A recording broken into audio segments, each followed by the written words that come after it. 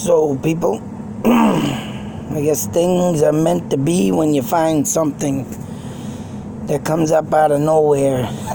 And this one's really got me mind blown away.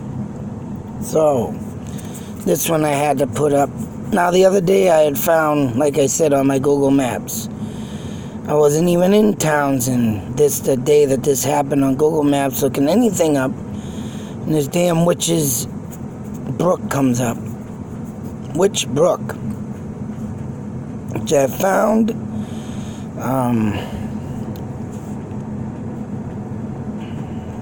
stuff on it. Including an old map, which I'm surprised it came up. Topo maps. And as you can see, this is the area of Witch's Brook. See the South Road here, which this is where I have. This is an old map, and I'm surprised, like I said, this came up, but I would like to see if my man Dave in Vermont can print this sucker out for me, because it says you can print this map, and I have no damn way of printing it. It's come out blurry like shit trying to get this, but the best one I could get was here. As you can see, Witch Brook has been around for a long time. I've also followed this damn thing a long way throughout, I believe, this area right here. I believe this is where it ends.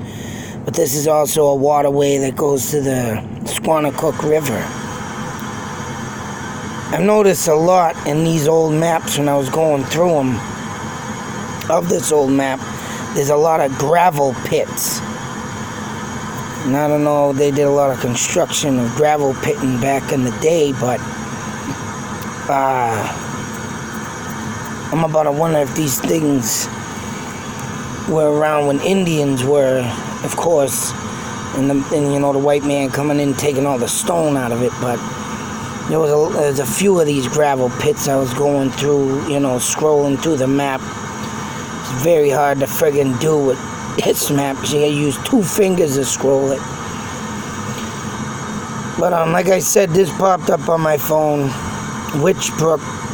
It did lead me to a couple stories now. And this is what I've been doing the past day. But, insane. Not only that they come out with Witch Brook being a curse by a witch, it's leading me to believe in this article that it was not a witch that cursed all this, because the person who wrote the article, mind you, back in 2008, and it just popped up. I mean, talk about being an advocate for the dead. They talk about the witch of Pepperell, and she had put this curse throughout the whole town, and da-da-da-da. And I don't think it was more or less the witch curse that put this town, also Pepperell, into, a curse. But, and the reason why Witch Brook, I believe, is, I think it said in this article, which I'm going to go on, that there is a woman that, from the Salem witch trials, that's what I forgot. And I gotta go back, I gotta go over here. Come on, stupid. Come on, what do you mean that ain't it? That's it? What? Oh, maybe it's before. No, yep, right here. And we have the life of Mary Walcott. Mary Walcott. And she was born, look at this date, King Philip War, 1775.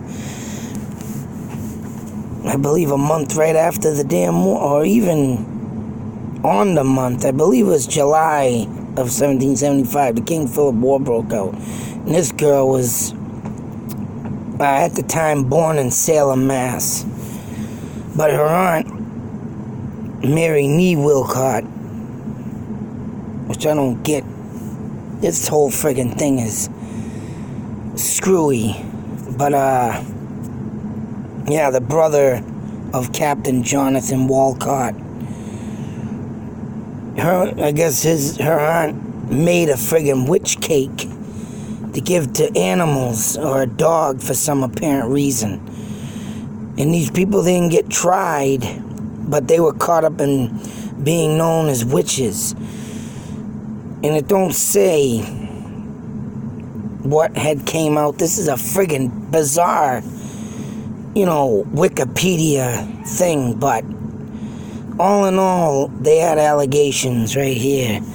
Started in 1692, her Aunt Mary's wife, Samuel Silly, was the person who first showed Tituba and Tituba's husband, John Indian, how to bake a witch cake. So whatever they were doing back in here, and this Mary Wilcott, the daughter, moved to Townsend.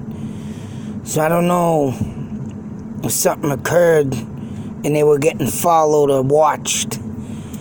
But they could have been the ones that made the witch, brook, the nickname of it, gave the name of it, due to the fact that they were near the witch trials, and they were saying it was innocent what they did, and they were probably trying to hide, of course, what they've done or what they practice, all in all. So that being said, we'll go to the article that I have found. And, right here, Tales of Witches Missed in Village Death. Neshoba Valley Voice. And this was October 6, 2008. Now, it's like I say, things come up after one thing emerges to me. And the only reason why I'm doing this is because, I think they claim of the Nissitissit Witch, which is the Nissitissit River. It flows into the Squannacook River. And they call her the Nissitissit Witch. But this is in Pepperell, North Village. Now, how Townsend comes in,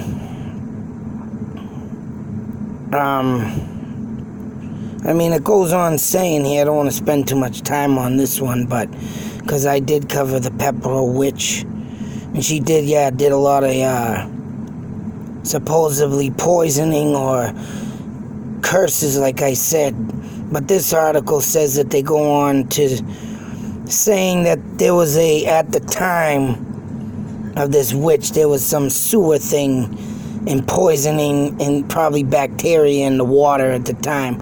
But back in the 1600s, in the, this, when that other witch was present, or this other thing I'm going to read, is there was no sewerage or diseased water back then.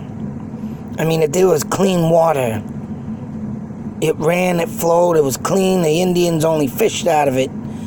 They didn't carry the diseases into it. The white man brought the plague here, the English, and all kinds of diseases. Something about out there across the, fellow state countries of ours, and why they have these bad diseases throughout that. And of course, with the Amazon and all them bizarre friggin' animals out there. I'm sure they all carry some disease. And of course, they brought them here. There was never reported of any Indians having this stuff until the white man came. And of course, everybody knows that's why a lot of the population of the Indian died. But, they could have brought it here back then and had a pollution of it, but the witch thing still rolls in the back of my head. Or you got this story in Nissitissit, which Native American spirits lived in the midst of the Nissitissit, if I'm saying it right, river, because it's sacred. Right there, sacred. Everywhere you go, everything I've been saying in every piece of my video, And why these skinwalkers are emerging, in my eyes, is due to the sacred of the land. And the rivers were sacred. You know, the lakes were sacred back then because they could catch salmon. A huge, food base for the Indians, salmon and meat. But when it later became polluted, they had to go elsewhere to find place of happiness. Of course, they're saying that the pollution that killed small villages and all that. But it gets to saying that this witch cursed or the poison, but they also say in this that because as you can see, the 1970s, massive pollution in the 70s. Everybody knew the Nashua River got polluted. Through the mid-60s, early 60s, 70s, all the water got polluted during the time of the stupid mills or whatever, or people draining, like they say, all their stupid crap from the factories. But it does go down here to say that an Indian chief was murdered in North Village of Pepperell. I'm trying to find it. Native American spirits. Why not? Questioning white women were witches. Why not? Native American spirits said Indians were slaughtered when the whites settled in the folk. Indian chief was killed nearby in Nisissit. The Nisissit. If I get that right, I'm killing it probably. The spirit of a Native American chief is central figure.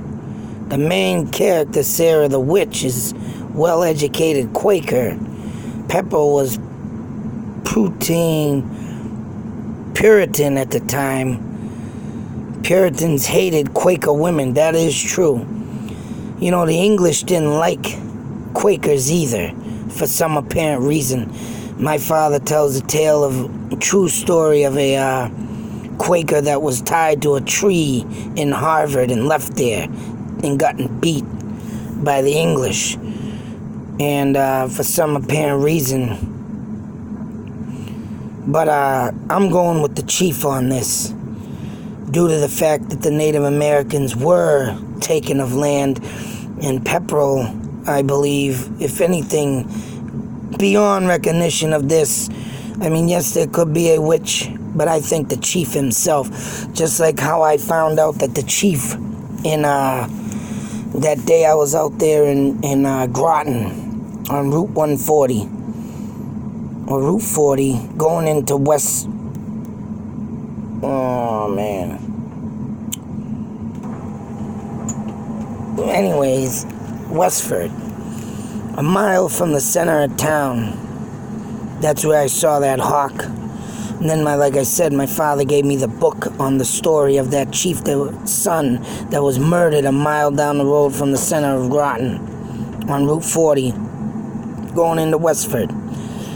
This, I'm for damn sure, is probably just the same.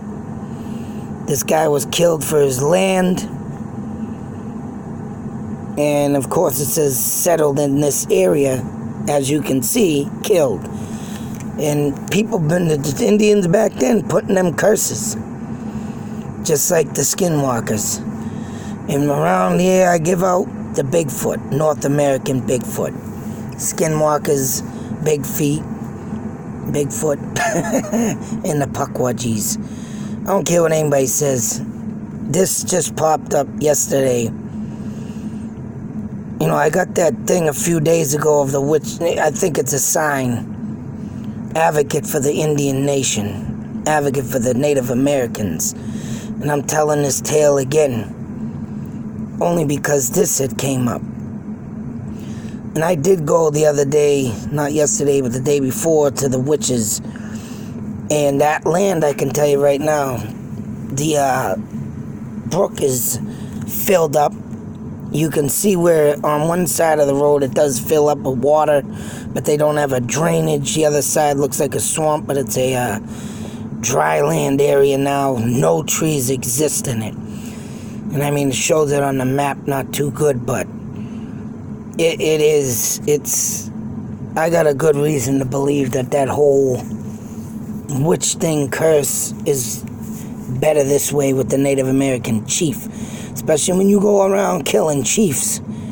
Yeah, you're gonna bound to get someone pissed off back then days and get yourself put up on a totem pole of the Native American spirits. So, that being said, I guess this story was sent to me from the spirits above. Native American, that's right. Tell this story. And I don't know which, it sucks to say they don't tell the damn chief's name, the tribe. I'm going with the Nipmuc tribe. Or it could even be maybe the Penacooks. But Nipmucs were really famous in the Groton Air area, because Groton Air, Littleton, Bolton, all was connected at one point in time, and it was all Littleton. So I'm definitely going with a Nipmuc Indian that was tribe chief that was killed. And I just, oh man, I got the chills up the back when this stuff comes up like this. It's friggin' nuts. I can't believe when something comes up on my phone, like that damn, what the hell, which brook? I never seen this. You know, and I'm sitting there thinking, what the hell is this coming up for? I wasn't even looking in, Townsend that day. And it just pops up. It's like, wow, and then this pops up. So I'm like, what the hell? This is just crazy. It's crazy how this stuff works. And how lately I've been getting these damn stories. But anyways, I had to share this and, yeah, right here, man. Proof that I'm getting close to something. When stuff like this just randomly starts popping up. Something's telling me something. Advocate for the dead. But, till that next video, be safe, take care, and make sure, damn it, you believe. I'll make you believe, because I just can't make this stuff up. I don't make this stuff up. It's in the books. It's in the books. And when something just pops up like that on my phone, believe it or not, I don't care. This was a sign. Native American, my blood out.